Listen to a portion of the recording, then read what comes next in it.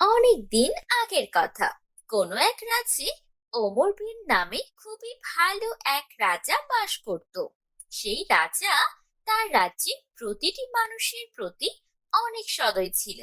রাজ্যের মানুষ তাদের রাজার নামে অনেক সুনাম করত, আর তারা ভালো ব্যবহারের প্রতি অনেক খুশিও ছিল। এভাবেই দিন কাটছিল। হঠাৎ একদিন এক খারাপ ডাইনি তাদের রাজ্যে আসে। এরপর সে পোটলি থেকে একটি কাচের ঘর বের করে সেই কাচের ঘরের মধ্যে ছিল তিনটি রাজকুমারী। সে তার হাতে জাদুর লাঠি দিয়ে সেই কাচের ঘরের উপর রাখে আর বলে, ও আমার রাজকুমারী, তোমরা এখন বের হও। বের হয়ে এই পুরো রাজ্যে আগুন লাগিয়ে দাও। এই কথা বলার পর সেই ছোট তিন রাজকুমারী দেখতে দেখতে বড় হয়ে যায়, আর তারা না চাওয়া সত্ত্বেও পুরো বাজারে আগুন লাগিয়ে দেয়। এটা দেখে রাজ্যের লোকজন অনেক অবাক হয় আর বলতে থাকে, আরে, আমাদের বাজারে কেন আগুন লাগাচ্ছ? কে? তুমি কে? এরপর ডাইনি বলে, আমি কালো জাদু পাড়ার একজন খারাপ ডাইনি। আমি এসেছি এই রাজ্য ধ্বংস করতে। পালাও পালাও, এখান থেকে পালাও। এই জাদুকরের হাতে পড়লে আমাদের ছাড়বে না। এখান থেকে পালাও। এরপর যে যার মতো বাজার থেকে দৌড়ে জীবন নিয়ে পালাতে থাকে। এর পরের দিনের থেকে সেই ডাইনি তিন রাজকুমারীর শক্তি নিয়ে পুরো এলাকায় ধ্বংসযজ্ঞ শুরু করে দেয়। কোথাও বড় বড় গাছ উঠিয়ে ফেলে, তো কোথাও ঝিলের দেওয়া বাঁধ ভেঙে সব পানি বের করে ফেলে। এভাবেই যখন ডাইনি পুরো শহরে ধ্বংস চালাচ্ছিল, তখন এই খবর রাজা ওমর বিনের কাছে যায়। রাজা ওমর বিন তখন সকলের নালিশ শুনে সবার কাছে কথা দেয় সে এই ডাইনিকে মেরে তবেই রাজ্যে ফিরবেন। এরপর ওমর ঘোড়া নিয়ে বের হয়ে যায়। পুরো গ্রামে সেই ডাইনি জাদুকরীকে খুঁজতে থাকে। ঘোড়ায় করে ওমর বিন যেখানে সেখানে ডাইনিকে খুঁজতে খুঁজতে তার পিপাসা পেয়ে যায়। এরপর সে একটা ঝর্ণার পাশে গিয়ে পানি খাওয়ার জন্য ঘোড়া থেকে নামে। যখন সে পানি খাচ্ছিল, তখন সে একটা আওয়াজ শুনতে পায়। সে চারপাশে তাকিয়ে দেখে জঙ্গলের ভেতর থেকে আওয়াজটা আসছে। সে আওয়াজের রহস্য জানার জন্য জঙ্গলের ভেতরে যায়, আর সে দেখে একটা সুন্দর মেয়ে দড়ি দিয়ে বাঁধা, আর তার শরীরে অনেক জায়গায় আঘাতের চিহ্ন। সে সেই মেয়ের কাছে যায়। মেয়ের এই অবস্থা দেখে রাজার মনে কাতরতা জন্ম নেয়। সে তার জাদুর তলোয়ার দিয়ে এক গ্লাস পানি বের করে, আর সেই পানি সেই মেয়ের ওপর ছিটিয়ে দেয়। আর মেয়ের হাতের বাঁধনও খুলে যায়। শরীরের সব আঘাত ভালো হয়ে যায়। এরপর রাজা জিজ্ঞেস করে, আরে, কে তুমি মেয়ে? এই গহীন জঙ্গলে কি করছো? আর তোমার এই অবস্থাই বা হলো কিভাবে? ওমর বিন তার সাথে আরো কথা বলার আগেই সেই সুন্দর মেয়ে পরিণত হয় ডাইনিতে। ওমর বিন এটা দেখে অবাক হয়। কিছু করার আগেই ডাইনি তার চোখের আলো দিয়ে ওমর বিনকে বেহুশ করে ফেলে, আর সে হাসতে হাসতে বলে, এখন তো আমি আমার জাদু দিয়ে রাজাকে আমার বন্দি করে ফেলেছি। এখন এই পুরো রাজ্য আমার। এই বলে সেই ডাইনিটা ওমর বিন রাজাকে একটা গহীন জঙ্গলের গুহায় নিয়ে এক খাঁচার মধ্যে বন্দি করে রাখে, এবং তার জাদুর তলোয়ার সে নিজের কাছে রেখে দেয়। কিছুক্ষণ পর ওমর বিনের যখন হুঁশ আসে, সে আশেপাশে তার জাদুর তলোয়ার খুঁজতে থাকে।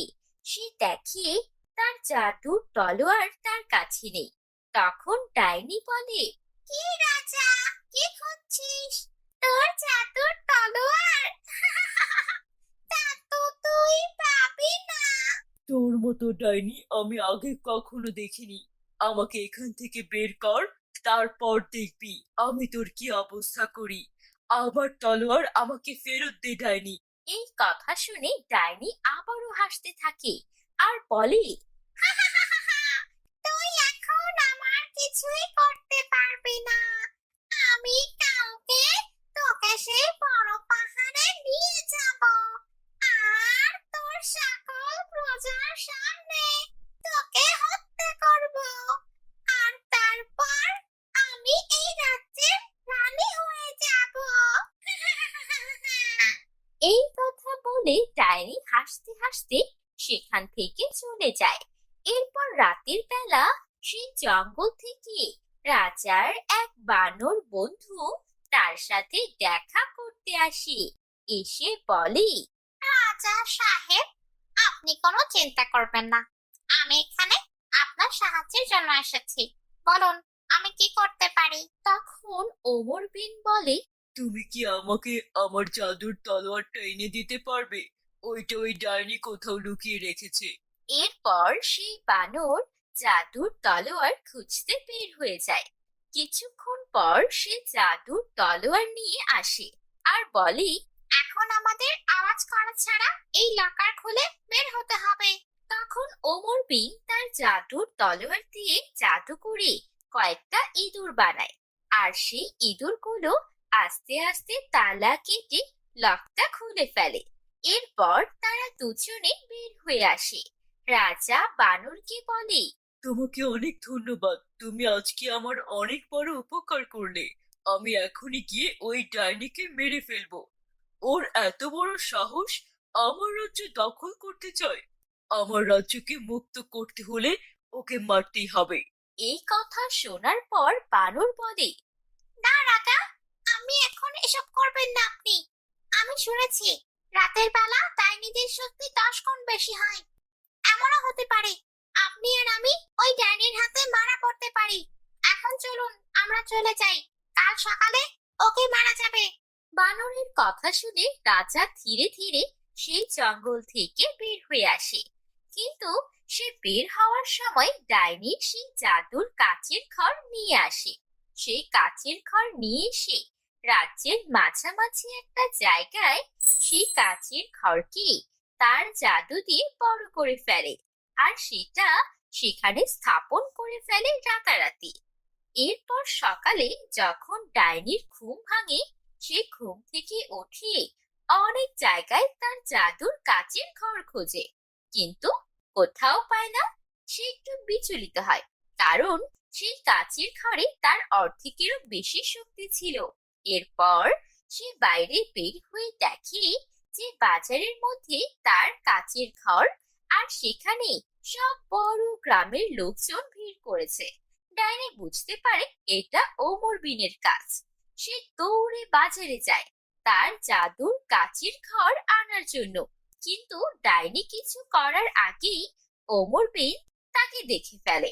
তারপর ওমর বিন জাদু দিয়ে ডাইনিকে আগুন লাগিয়ে ভস্ম করে দেয়, আর ডাইনি মারা যাওয়ার সাথে সাথে জাদুর সেই কাচের ঘরের ওপর থেকে সব কালো জাদু সরে যায়, আর সেই 3 রাজকন্যাও মুক্তি পেয়ে যায়, আর তারা পরী হয়ে আকাশে উড়ে যায়। রাজা তখন বলে, আমি এই জাদুর কাচের ঘর এখানে লাগিয়েছি, যেন এর পর থেকে কারো কোনো প্রয়োজন হলে বা কারো কোনো সাহায্য লাগলে এই ঘর থেকে নিতে পারে। এটা হচ্ছে জাদুর কাচের ঘর। এই ঘর সকলের সব সমস্যার সমাধান করবে। এই কথা শুনে গ্রামের লোকজন অনেক খুশি হয়। তারা রাজার উপর অনেক খুশি হয়, এবং দেখতে দেখতে কিছু সময়ের মধ্যেই সেই গ্রাম অনেক উন্নতি করে ফেলে, আর তারা সবাই মিলে সুখে শান্তিতে বাস করতে থাকে।